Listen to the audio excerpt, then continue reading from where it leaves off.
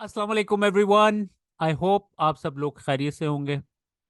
मेरा जो ये व्लॉगिंग का जो सेटअप है ना, इसको मैं थोड़ी सी चेंज करने की कोशिश कर रहा हूँ आहिस्ता आहिस्ता। क्योंकि अभी तक जो मेरा जो सेटअप था ना वो ये था कि मैंने ऐसे ही कैमरा जो है ना ऊपर अटकाया हुआ था स्क्रीन के ऊपर, और बस उसको देख के मैं आपसे बात करता था। तो अब मैंने फैसला किया कि ज़रा थोड़ी सी चीज़ों को ना, क्योंकि अब मैं रोज़ाना की बुनियाद के ऊपर कर रहा हूँ, तो आहिस्ता आहिस्ता जो है ना चीज़ों को अपग्रेड किया जाए। तो मैंने अभी क्या किया, मेरा जो फर्स्ट स्टेप था वो ये था कि मैंने अभी एक ये मिररलेस कैमरा लिया है। तो मिररलेस कैमरा ले लिया है, लेकिन अभी जो है ना यहाँ पे लाइटिंग वगैरह नहीं है। लाइटिंग जो है वो वही जो बल्ब ऊपर लगे हुए हैं ना, वही आपको लाइटिंग नज़र आ रही है। तो इसकी जो आपको जो क्वालिटी है ना उस वक्त नज़र आएगी जब आपका यहाँ पर प्रॉपर लाइटिंग वगैरह होगी। उसके अलावा दूसरा ये माइक चेंज करना है। और फिर अभी पीछे बैकग्राउंड में ग्रीन स्क्रीन लगी हुई है, ये ग्रीन स्क्रीन उतार के मेरा इरादा है कि यहाँ पे पीछे बड़ा अच्छा सा जो है ना सिंपल सा नाइस लुकिंग थोड़ी सी लाइट्स के साथ जो है ना स्टूडियो का सेटअप भी होना चाहिए। बहरहाल एनीवेज, थोड़ी सी अपडेट्स ही थी क्योंकि मैं आप लोगों के लिए व्लॉग बनाता हूँ रोज़ाना। तो ये चीज़ें भी आप लोगों के लिए कर रहा हूँ, तो मैंने कहा ये आप लोगों के साथ ये छोटी सी न्यूज़ जो है शेयर कर दूँ। तो अब हम अपना स्टार्ट करते हैं आज का व्लॉग।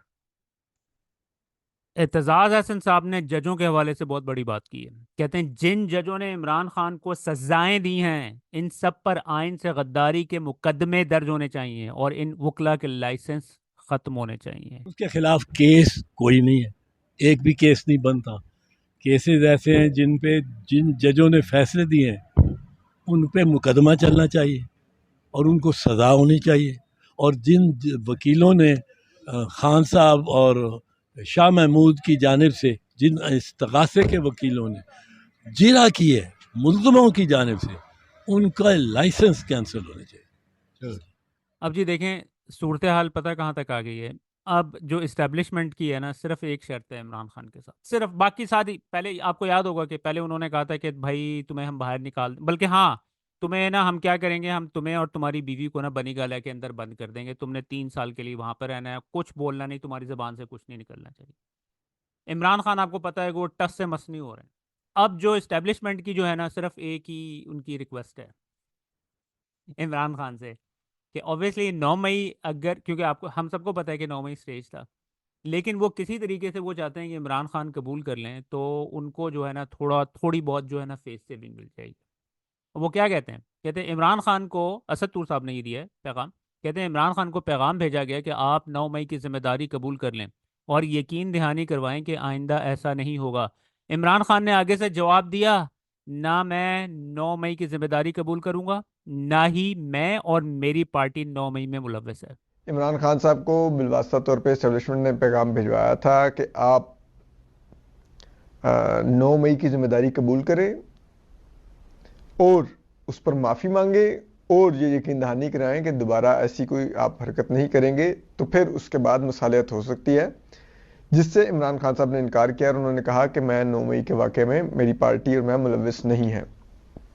तो उस वजह से बात आगे नहीं बढ़ सकी, क्योंकि खान साहब को जब का मैंडेट मिला है उन्होंने देखा है कि इसके बावजूद उनकी जमात ने परफॉर्म किया, लोग निकले वोट करने के लिए। उसके बाद उनको अब और ज्यादा लगता है कि मैं तो लड़ूं तो मेरा राइज है, अगर सुलह करूंगा या झुकूंगा तो मेरा डिक्लाइन है। मेरे ऊपर कातिलाना हमला फैसल नसीर ने कराया था और ये ऑर्डर ऊपर से आया था। उनकी होती है। और मैं आपको अली साहब यहाँ पे एक और बड़ी बात आप बताता हूँ। आज की ब्रेकिंग न्यूज ले लीजिए। मेरी इतला के मुताबिक आज आज भी इमरान खान साहब ने अडयाला में जब उनकी पेशी थी तो वहां पे जो सहाफी गए हुए थे उनसे बात करते हुए उन्होंने ये कहा है कि मेरे ऊपर हमला करवाने वाला जो था वो मेजर जनरल फैसल नसीर था और ये मैं उस वक्त से मैंने एफआईआर कराने भी। आज खान साहब ने फैसल नसीर का नाम लिया। आज फिर उन्होंने फैसल नसीर का नाम लिया है और साथ उन्होंने जनरल बाजवा का नाम भी लिया है और कि ये फैसल नसीर डर्टी हैरी है ना, one of the dirty Harrys. मतलब वन ऑफ द नहीं, he is the dirty Harry. वो he he is is the the dirty Harry Harry. है। ये बेसिकली जो कल भी मैंने वीलॉग किया था, जो वड़ाइच साहब ने, सुहेल वड़ाइच ने कॉलम भी लिखा है जिसमें एक को उन्होंने कहा है बारासिंगा। तो डर्टी हैरी का जो दूसरा नाम रखा गया है वो बारासिंगा रखा गया है और वो सुहेल वड़ाइच साहब की कॉलम जो उन्होंने लिखा और उसके कुछ घंटों बाद उसको हटा दिया गया, डिलीट कर दिया गया। और जो इनके डीजी आए हैं नदीम अंजुम साहब, उनको लूमड़ कहा गया है। तो खैर ये जो बारासिंगा साहब या डर्टी हैरी हैं, इन्होंने और मैंने जो फहीम रजा है उसका नाम लगड़ बगड़ रखा है। तो ये लगड़ बगड़ और बारासिंगे ने मिल के ये सारी वारदात डाली है। तो आज इमरान खान साहब ने भी हडियाला जेल में इसी बात का को दोहराया है और उन्होंने कहा है कि ये जो लगड़ बगड़ और बारासिंगा हैं ये दरअसल बाजवा के हुक्म के ऊपर मुझे टारगेट कर रहे थे, क्योंकि देखिए उन्होंने बड़ी एक मुदल्लल बात की है, एक दलील पे मबनी बात है कि फौज के अंदर ऐसा नहीं होता और ना ही आईएसआई के अंदर ऐसा होता है कि कोई भी मेजर कर्नल या जनरल उठ के किसी को टारगेट करके जाती दुश्मनियां निकालना शुरू करते, वो भी एक साबिक वज़ीर-ए-आज़म की सतह पर। उन्होंने बड़ा वाज़ेह तौर पर कहा कि बेसिकली जो हुक्म था वो बाजवा की तरफ से आया था और उसके ऊपर जो अमल दरामद है और तमाम काम जो करवाया गया है वो फैसल नसीर ने करवाया है। और फिर मजे की बात यह अली साहब कि आज जो हमारे सहाफ़ी हजरात हैं उन बेचारों के ऊपर तो एक कदगन लगी हुई है अदालत की जानिब से। ये कैसे कर सकती है? जज को नोटिस देना नहीं चाहिए या किसी को नहीं लेना चाहिए कि देखिए वो रिपोर्ट भी नहीं होती वहां। देखिए बात यह है कि ये बात तो हाई कोर्ट में चैलेंज होनी चाहिए। ये जिस दिन ऑर्डर आया था उस दिन भी मैंने ट्वीट भी की थी, व्लॉग भी किया था कि ये चीज तो सरासर आप किसी फर्स्ट ईयर के लॉ स्टूडेंट से भी पूछ लेंगे तो ये गैर कानूनी हरकत है जज की, क्योंकि जज के पास कोई एक स्पेशली ट्रायल कोर्ट के जज के पास कोई इख्तियार ही नहीं है कि थर्ड पार्टी का। जैसा कि आप लोगों को पता है कि आज किसान प्रोटेस्ट स्टार्ट हुआ था और उसके साथ आप लोगों ने वो फुटेजेस वगैरह भी देखी हुई होंगी कि जिस तरीके से पुलिस उनके ऊपर हल्ला बोलती है। ये मैं आवाज़ बंद करके आपको थोड़ा सा दिखा देता हूँ। इसके ऊपर हल्ला बोलती है और फिर इस तरीके से सैकड़ों किसानों को अरेस्ट करती है। लेकिन यही किसान जो थे ना वो इमरान खान के टेन्योर के अंदर क्यों इतना ज़्यादा खुश थे? क्योंकि इमरान खान की जो पॉलिसी थी ना वो बहुत ज़्यादा फेवर में थी किसान की। क्योंकि जो किसान था ना, किसान बड़े ही सस्ते दामों में अपनी चीज़ें बेचता था। तो और फिर उसके बाद जो मिडल मैन था और जो ऊपर बैठा हुआ था जो आगे चल के चीज़ें सेल करता था वो सबसे ज़्यादा पैसे कमा रहा होता था। तो इस हवाले से इमरान खान का ये क्लिप इन्होंने अपने इर्द गिर्द किसानों को बिठाया हुआ है और उनसे बात कर रहे हैं। ये क्लिप वायरल हुआ हुआ है, ये देखिएगा ज़रा। एक तो सोलर हो गया, लेकिन मैं ये सोच रहा हूँ कि यहाँ से जो आप ये जो आप जिस कीमत पे ये आप बेच रहे हो और जिस कीमत पे शहर में बिक रही है उसमें बहुत बड़ा फर्क है। कोई लेने वाला ही नहीं, मंडी वाले पैदा उठा रहे हैं। मैं ये कह रहा हूँ ना कि बीच में इतना ज्यादा बीच में कोई पैसा बना रहा है। मैंने तो ये कर रहे हो, मैंने तो आप कर रहे हो। सो हम इसके ऊपर भी हमने वो पूरा हमने पूरा प्रोग्राम बनाया हुआ इसके लिए। जिसका थोड़ा सा खोखर है 4 बाई 4 का वो पैसे कमा रहा है। सारी ये सब्जियां अगर इम्पोर्ट ना हो ना तो हमारा जो है ना फिर ये आमदन जायद हो सकती है। नहीं, असल में जो मुझे समझ आई है ना, जो हमने देखा है कि जो किसान जिस चीज जो बेचता है और जो शहर में चीज बिकती है उसमें बहुत बड़ा फर्क है। बहुत फर्क है सर। तो वो जो अगर हम मदद करके हुकूमत किसान को हम ज्यादा पैसा दिलवा दें और शहर में कम कर दें, अगर हम वो बीच में वो जो बीच में पैसा अगर उसमें है और उसी के ऊपर हम लगे हुए हैं ना, हमारी कोशिश यही है। स्टोरेज फैसिलिटी उससे भी इनको मदद हाँ, और स्टोरेज भी हो जाए तो वो भी ठीक। उसी सर जी मदद मिल सी ना मिसाल साडा खर्चा थोड़ा जिहा डिस्काउंट हो जासी पेट्रोल ना खर्चा काट सी थोड़ा जिहा नहीं बस अच्छा है ना, मतलब तो फिर इस तरह जी पेट्रोल ना खर्चा कम हो जासी। अगर बीज ने बारिश पेट्रोल तो हमने बढ़ने नहीं दिया इस बारी कीमतें। नहीं सर, लेकिन अगर मैं दूसरी गल करना सर, अगर शराब में एक एकड़ जमीन शराब करता तो महंगा पड़ता है ट्यूबवेल के लिए सर कह रहा हूँ ना। अगर नहीं ये सोलर अगला रास्ता ही सोलर का। सोलर की अब सस्ती होती जा रही है, सोलर की बिजली वो बल्कि इससे अब बहुत सस्ती हो गई है। सोलर ही करेंगे, वो एक दफा लग गया उसके बाद तो आपको फिक्र नहीं ना। और सर बीज ने बारिश 80 की रेशो से मिलता था, आप 50-50 पे आया हुआ है। वो अगर हमें उसमें सब्सिडी मिले तो वो फिर बहुत फायदा है ट्यूबवेल लगाने में।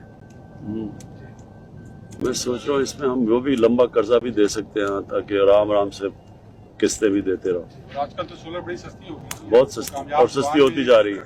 में अगर आप डालें तो बीज ने बारिश सारे के मिसाल तौर पे अगर 2 साल पहले बीज अगर चीज बीज 5,000 थे आज 12,000 थे, क्यों जी एक्सपोर्ट हो रही है, बाहर से एक्सपोर्ट हो रही है जी, और डॉलर ये है और वो है तासा वास्ते तो सर जी वो मतलब मसला किसान से सारा मसला बह गया। समझिए सारी चीज बीजते और खाद मतलब सोलर सर अगर 3-4 चीजें वैसे रिलीफ वैसे फर्क पड़ जाएगा अभी आपको थोड़ी देर में। जो अब हम चीजें लेके आ रहे हैं ना, इसमें पूरा काम हो रहा है, क्योंकि इस पर हमने ये महंगाई जो आई है खाने पीने की चीजों में, हमने जब देखा तो जो किसान बेचारों के पास उनको पैसा नहीं मिल रहा और बीच में शहर वाले शोर मचा रहे हैं महंगे हो गए और किसान को कुछ भी नहीं मिल रहा है, मिडमैन कमा रहा है। आप मैं इसे करता हूँ। सब्जी का अगर पूछ रहे ना, ये मार्केट है 7 नजदीक शहर है और नहीं आप नहीं, ये हमारी जिम्मेदारी है, अब हमने ये और करना साहब है आप आपसे। 15/9/2096 में नरतोपा टूल टैक्स में आए थे, मेरी पास आपकी तस्वीर है, मैं हर रोज उसका तस्वीर किधर?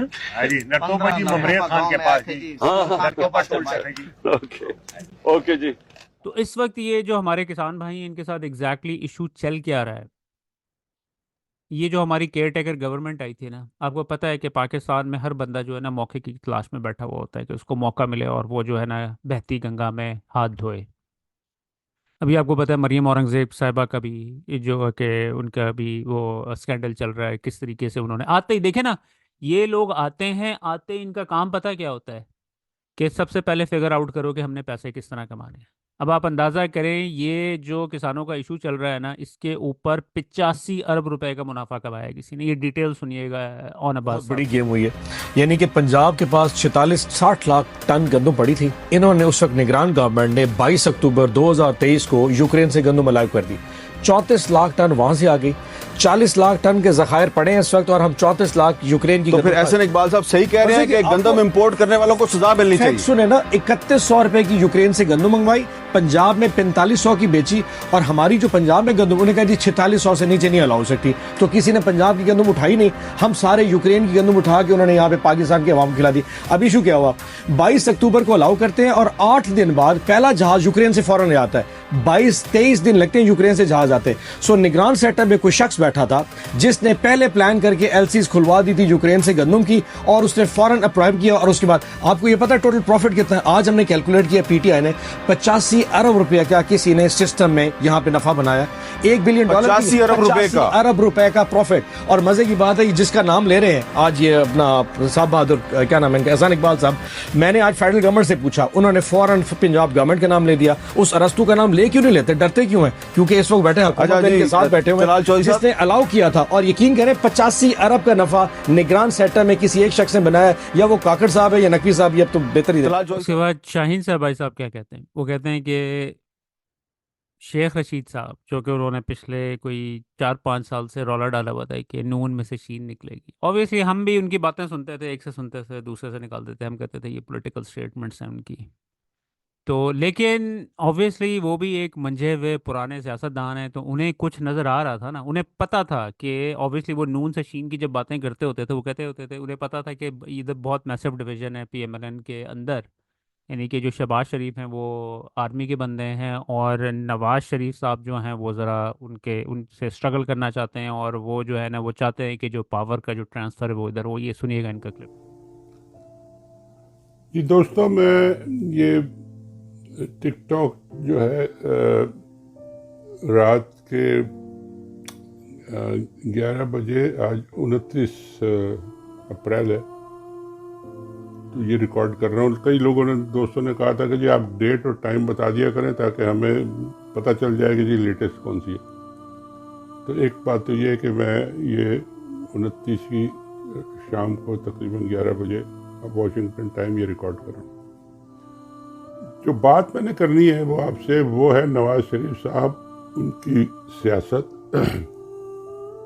उनकी पार्टी, और वो कहाँ खड़ी है और कहाँ पहुँच गई है, कहाँ से शुरू हुई थी कहाँ पहुँच गई है। और ये मैं 2-3 मिनट में आपको ये ज़रा अपना पॉइंट ऑफ व्यू देता हूँ, फिर इस पर आप डिस्कशन कीजिएगा। ये आप देख लें कि जी शेख रशीद साहब बहुत अरसे से ये फरमा रहे थे, जब वो पीटीआई में थे और तकरीरें करते थे कि जी नून में से शीन निकलेगी, नून में से पीएमएलएन, नून में से शीन निकलेगी, बहुत कहते थे वो, हर जलसे में कहते थे। एक्चुअली हुआ ये है कि शीन तो चली गई हुकूमत में और नून को निकाल दिया उन्होंने, तो शीन में से नून निकल गई। अब नून वाले बेचारे दर बदर खौर बसर, वो पश्तो का एक मिसाल है कि दर बदर फिर रहे, खौर बसर सर पे मिट्टी, वो फिर रहे हैं, दर बदर फिर रहे हैं। कभी चीन जाते हैं तो कभी, अब सुना यह है कि वो जल्दी उन्होंने सऊदी अरब का दौरा कर रहे हैं कि जी वहाँ से हमें पैसे दो। और ये जो सागडार साहब को लगाया गया ये इसलिए, ये धमकी है, एक ये स्ट्रेटजी है कि जी अगर इसाकडार को कुछ नहीं दिया गया, पहले भी आपको याद होगा कि उन्होंने इसाकडार को निकाल दिया था, ईसीसी से आप नहीं बन सकते, 24 घंटे में निकाल दिया था, तो बड़ी उनकी बेइज्जती हुई थी। तो उन्होंने कहा कि जी अगर मुझे निकाल दिया तो फिर मैं तो आपको पता है मैं हुदैबिया वाला बयान भी दे सकता हूँ और ये कर सकता हूँ। बड़ी ब्लैकमेलिंग अंदर चली आई है और इस ब्लैकमेलिंग के नतीजे में नवाज शरीफ ने कहा कि जी ज़बरदस्ती इनको आप लगाएं डिप्टी प्राइम मिनिस्टर। अब उसके बाद पावर कोई नहीं होती, कहने को कुछ नहीं है, फॉरेन मिनिस्टर बन के कुछ नहीं कर सके, वो फाइनेंस मिनिस्टर बन के वो कुछ नहीं करते, इनको डिप्टी प्राइम मिनिस्टर लगा। अब इनको ये लेके नवाज शरीफ साहब जगह जगह जाएंगे कि जी हमें पैसे दो। पैसे इनको कोई नहीं देगा क्योंकि इनको पता है कि ना इनकी गवर्नमेंट है, ना शीन वाले इनकी मानते हैं, ना फौजी इनकी मानते हैं। फिर एक तरफ ये भी कह रहे हैं ये कि हमारी पार्टी को, और इनके सारे लोग कह रहे हैं, राना सनाउल्लाह और बाकी, इमरान खान से बात करनी चाहिए और हम मिल के, मौलाना फजलुर रहमान, हम सब मिल के फौज के खिलाफ एक मुहिम खड़ी करें। उसमें अचकजई साहब भी हैं और सब। ये इन्होंने अपनी आक़िबत के लिए करना है क्योंकि इनकी जो लेगेसी है, मैं पूछना चाहता हूँ नून लीग से, 3 साल ये वजीर आज़म रहे, कितनी हुकूमतें की, बेटी को तो भाई को तो समदी को तो दार को, सबको इन्होंने हुकूमत में लगा लगा कर पैसे भर के अमीर और तरीन हो गए। आखिर में मिला क्या? इनकी लेगेसी क्या होगी? इनकी जो विरासत में ये क्या छोड़ के जाएंगे कि जी हमसे तो मोहम्मद खान जुनेजो ही अच्छा था कि जी उसने ज़ियाउल हक को इनकार कर दिया, मैं नहीं करता, जाओ सुजुकी में बैठो सारे जनरल, और उन्होंने उनको हुकूमत डिसमिस कर दी। उससे जुनेजो का कद कई गुना बढ़ गया और आज भी लोग उसे अच्छी बात से याद करते हैं, उसकी लेगेसी है एक, सब ये लोग बात करते हैं। और ये सब कुछ करने के बाद, माल कमाने के बाद, चोरी करने के बाद, अब वो वोट को इज्जत दो और बूट को इज्जत दो पे आ गए और अब वो जाके सिर्फ वो रोटी के तंदूर विजिट करते हैं और पता नहीं क्या करते हैं। तो ये इनके लिए एक बड़ा चैलेंज है और उनके सारे लोग जो हैं वो मिलके कह रहे हैं कि जी आप अपने नया एक नैरेटिव बनाएं जिसको कि हम लेके चलें। उसमें शहबाज शरीफ शामिल नहीं है, उसमें हुकूमत वाले शामिल नहीं है, उसमें फौजी शामिल नहीं है। तो ये सारा जो खिचड़ी बन गई है इनकी, ये कहीं जाने वाले नहीं है और इस पर लोग बताएं और सोचें कि जी नून। और अब सुना ये है कि जी वो चीन से वापस आएंगे तो सऊदी अरब पैसे मांगने जाएंगे, मगर ये वीडियो लंबी हो गई इसलिए फिर मैं इस पर दोबारा बात करूँगा। बहुत शुक्रिया। ये ऑब्वियसली इशू तो थोड़ा सा पुराना है, लेकिन मुझे बड़ा इंटरेस्टिंग लगा क्लिप कि ये जो भावल नगर में वाकया हुआ था सुनिए ज़रा ये क्या कहते हैं कि किस तरह एक सिपाही ने एसएचओ की घंटी लगाई। एक अफसर है और वो एक बिल्कुल सबसे निचले दर्जे का सिपाही है।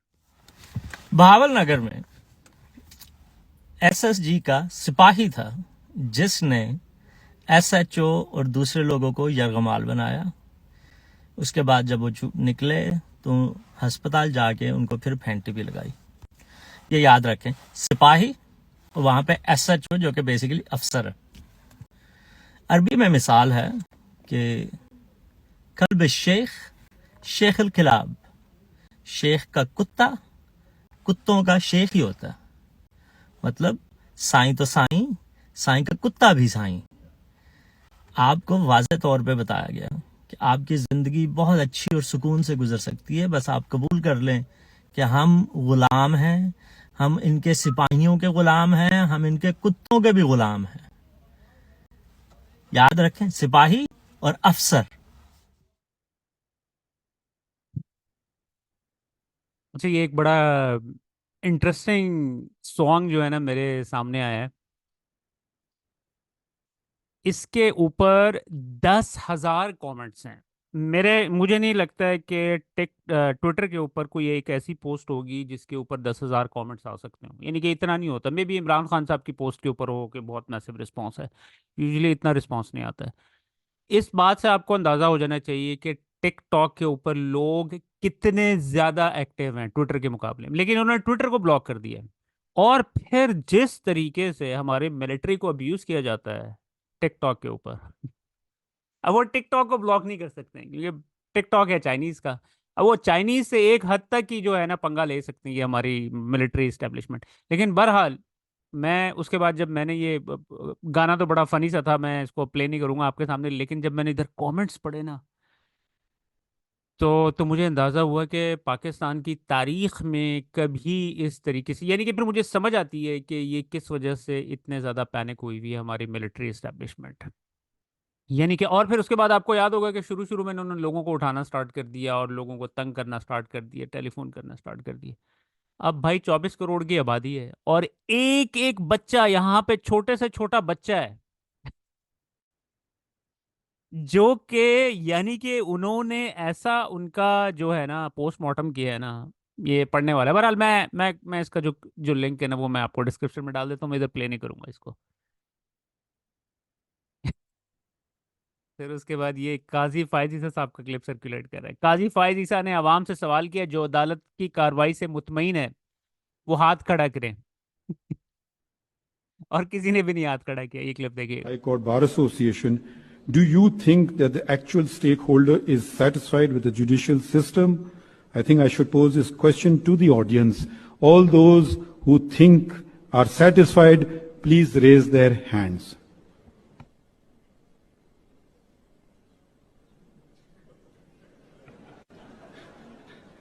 We've got a F grade. So we secured a F there as well as in all the other bad horrific statistics.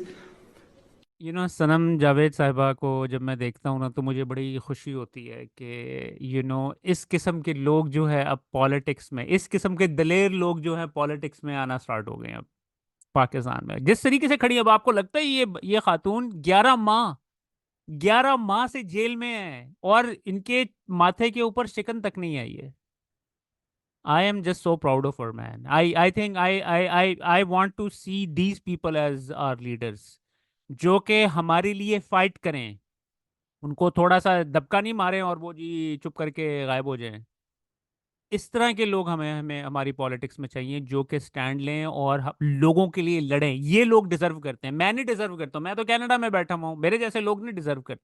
वो लोग डिजर्व करते हैं जो पाकिस्तान में रह के लोगों के लिए फाइट करें, चाहे जैसी मर्जी सिचुएशन है। उनका जीना मरना पाकिस्तान के अंदर है। ये वो खातून है। आपस में जो आप लोगों का चल रहा है, अगर आपस में लड़ते रहना है तो फिर नून लीग को किसने काउंटर करना है, बाकी पार्टीज को किसने देखना है? तो आपस में अपनी लड़ाइयां छोड़ें। आप लोग मिलके रहें। अभी मुश्किल टाइम है, खान साहब जेल में है, अभी तक हम लोग जेलों में है यार। पहले हम लोग बाहर तो आ जाए, फिर आप लोग आपस में लड़ लेना, फिलहाल दूसरी पार्टियों से लड़ो। उसके बाद it's really nice to see कि इमरान रियाज खान साहब खुद चल के हामिद मीर साहब के ऑफिस गए। जियो न्यूज़ में, ये इस्लामाबाद में इनका ऑफिस है। This is really good to see कि जो है ना अपने जो है ना ज़ाती जो रंजिशें उन्होंने उनको भुलाकर जो है ना एक सहाफ़ियों के लिए जो है ना खड़े हुए हैं ये दोनों मिलकर। This is really nice to see. उसके बाद ये भी इनके जो है ना इनके साथ भी जो है ये इमेजेस वगैरह सर्कुलेट कर रहे हैं। This is good to see. उसके बाद आपको पता है कि जो हमारी गवर्नमेंट है, और ऑब्वियसली गवर्नमेंट तो मिलिट्री इस्टेब्लिशमेंट के हाथ में है ना, वो पूरी अपनी कोशिश कर रही है कि किसी तरीके से जो है ना बाहर से कोई पैसा इकट्ठा करके लेके आए, लेकिन कोई पैसा देने के लिए तैयार नहीं है। देखे ना, पहले इनको पैसे मिलते रहे हैं कि कोई जंगें लड़नी है, कोई काम करना है, यानी कि मर्सनरी आर्मी के तौर पे ये काम करते रहे ना पहले। तो अब उन्हें पता है कि ये बस पैसे मांग रहे हैं, इनके पास काम हमारे पास कोई देने को नहीं है। तो अब वो प्रेशर बिल्ड हो रहा है क्योंकि इकोनॉमिक सिचुएशन बहुत बुरी होती जा रही है। तो अब इट्स गुड टू सी कि सारी पार्टीज़ भी जो है प्रेशर डाल रही हैं। आज मौलाना फजलुर रहमान ने भी अपनी तकरीर में कहा है कि वो भी मिलियन मार्च लेके आ रहे हैं। और मिलियन मार्च कब लेके आ रहे हैं? 9 मई को। अब ये इनका भी ये क्लिप सर्कुलेट कर रहा था मरवा साहब को। कहते हैं हम इस्लामाबाद की तरफ मिलियन मार्च और फिर धरना देंगे, ये हमारे एहतजाज का आखिरी मरहला होगा। या तो हम अपना मैंडेट लेंगे, खान को रिहा करेंगे, हम शहबाज शरीफ से हर सूरत कब्जा लेंगे।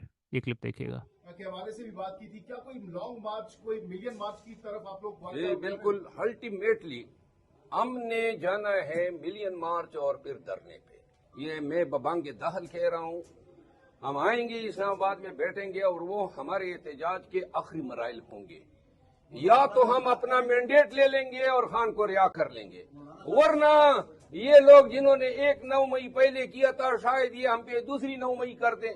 लेकिन पीटीआई जो है, पाकिस्तान तहरीक इंसाफ, इन क्राइसिस में निकलने के बाद एक पार्टी बन गई है।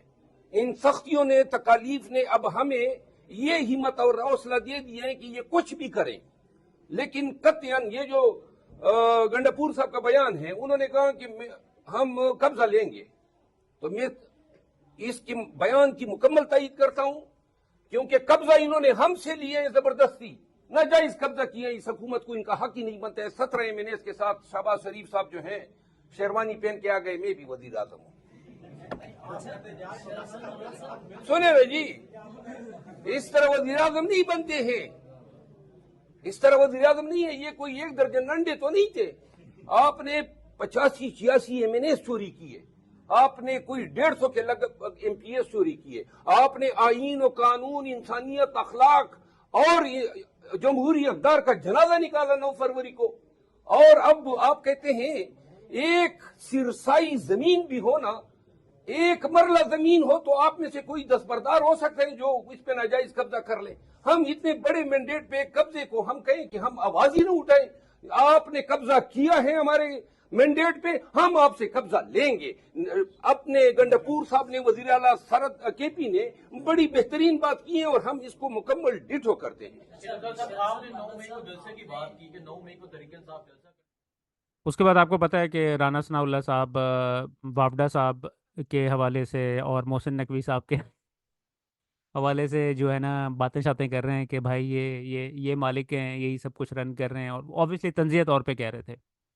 तो उस हवाले से वावडा साहब ने लाइव टीवी के ऊपर उनको धमकी लगा दी है।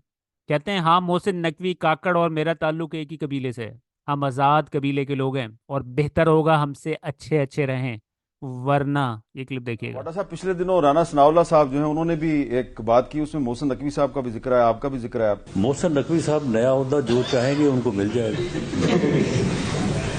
वैसे मोहसिन नकवी साहब का मेरा ख्याल है कि काफ़ी जो है वो मुहासबा हो गया है, तो फैसल वाडा साहब की अब बात कर लें।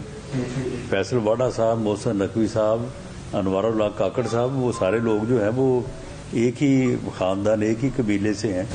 आपके वज़ीर ख़ज़ाना वरुण सिंह जी उधर से आए। बिल्कुल, उनको भी उनका कज़न कहा जा सकता है।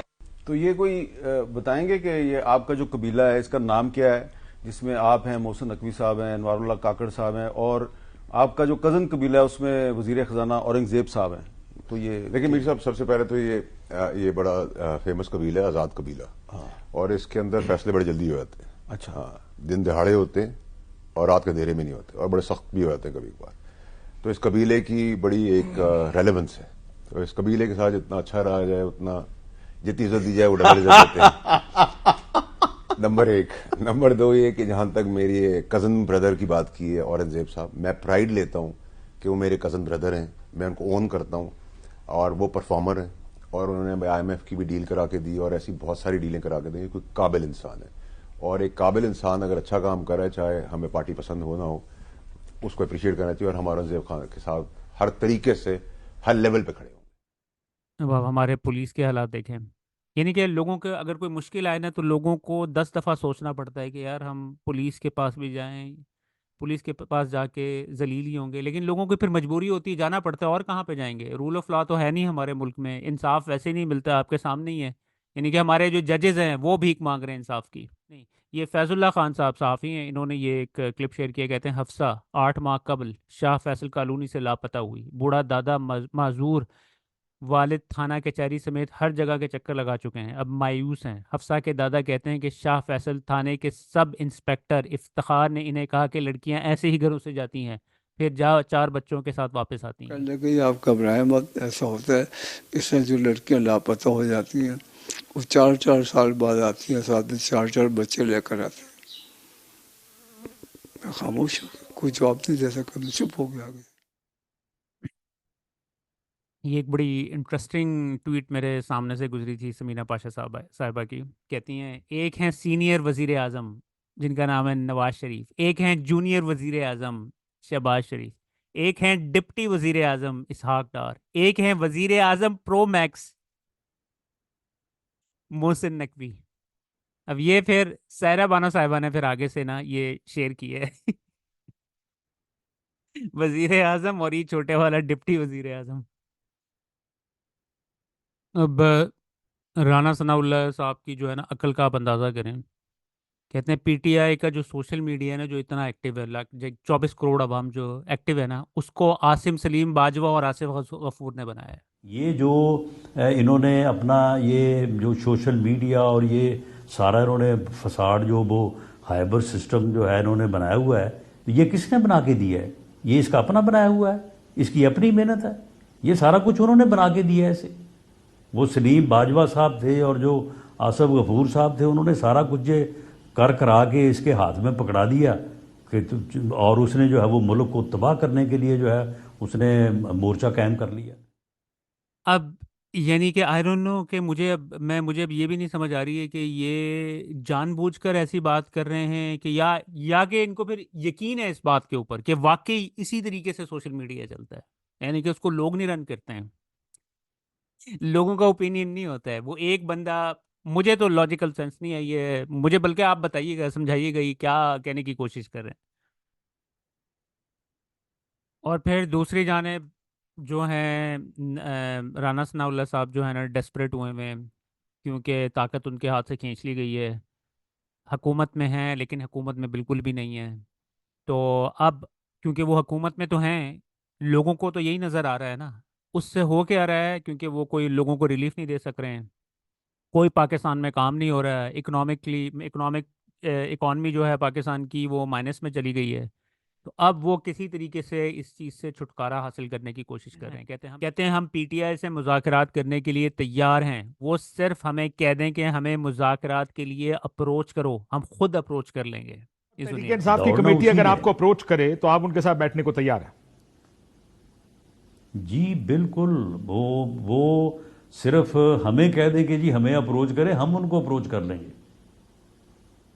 तो इस हद तक आप आगे चलने को तैयार है? मौलाना फजलुर रहमान की आपने बड़ी आज फायरी स्पीच असम्बली के अंदर सुनी होगी, तो अब वो होप कर रहे हैं, उनका भी यही कहना है कि भाई मुज़ाकरात कर लें हमारे साथ पीटीआई वाले भी, क्योंकि इन सबको अपनी मौत नज़र आ रही है ना। अब आप देख लें, ये सब इकट्ठे हो गए, पीडीएम गवर्नमेंट हुकूमत बन गई, उसके बाद पीडीएम ये सारी पार्टियां थी ना, सारी की सारी इकट्ठी हो गई। उसके बाद फिर हुआ क्या कि वो मिलिट्री भी उनके साथ थी, तो उन्होंने कहा बस ठीक है, अब हम सब मिल गए हैं, तो अब हम जो है इमरान खान का सफाया कर देंगे। हुआ क्या कि जी उधर से जो खान साहब थे, वो पूरी जो कौम थी वो खान साहब के साथ जाके खड़ी होगी। तो फिर अब इनकी रोने वाली शक्लें बनी हुई हैं। खान कुछ भी नहीं कर रहा है, खान ना बोल रहा है ना कुछ कर रहा है, कौम उसके साथ खड़ी हुई है, और ये लोग जो हैं कम्प्लीटली माइनस हो गए हैं पॉलिटिक्स से। ये सूरत हाल चल रही है। मेहरबानी होगी मौलाना साहब, प्लीज बताएंगे कि अभी आज का एजेंडा क्या है? 1 मिनट सर, आप बताएंगे मुज़ाकरात करने जा रहे हैं पाकिस्तान तहरीक इंसाफ के साथ? अभी तक तो मुज़ाकरात शुरू नहीं हुए, लेकिन हमें इनकार भी नहीं है।